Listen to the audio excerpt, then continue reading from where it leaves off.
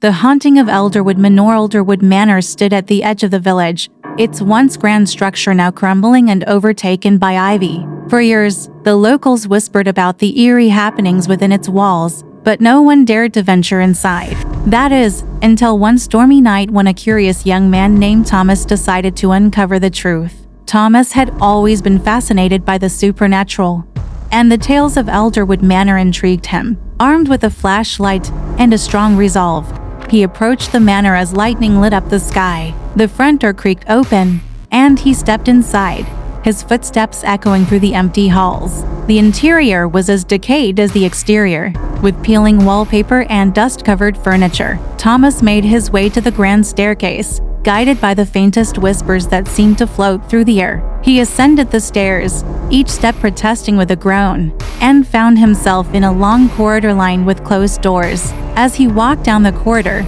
a chill ran down his spine. The whispers grew louder, forming words he couldn't quite understand. He stopped in front of a particularly decrepit door, feeling an inexplicable pull to open it.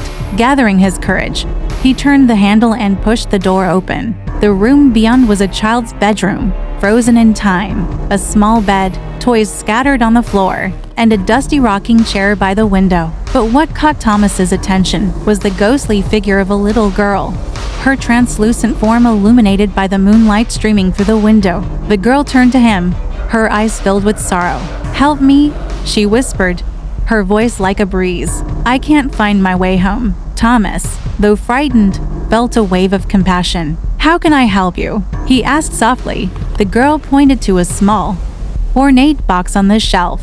"Open it," she said. Thomas approached the shelf, his hands trembling as he lifted the box and opened it. Inside was a delicate locket with a portrait of the girl and an inscription, "To my beloved Emily, forever in my heart." Suddenly, the whisper stopped, and the air grew still. The girl's form began to fade, but she smiled at Thomas. "Thank you," she said, her voice barely audible. "Now I can go home." With that, she vanished, leaving Thomas alone in the room. He placed the locket back in the box and felt a sense of peace wash over him. As he made his way out of the manor, the storm outside subsided, and the first light of dawn broke through the clouds. Thomas never spoke of his experience, but the villagers noticed a change in him. The haunting whispers ceased, and Elderwood Manor, though still abandoned, no longer felt ominous. The spirit of little Emily had finally found her way home, thanks to the bravery of one young man.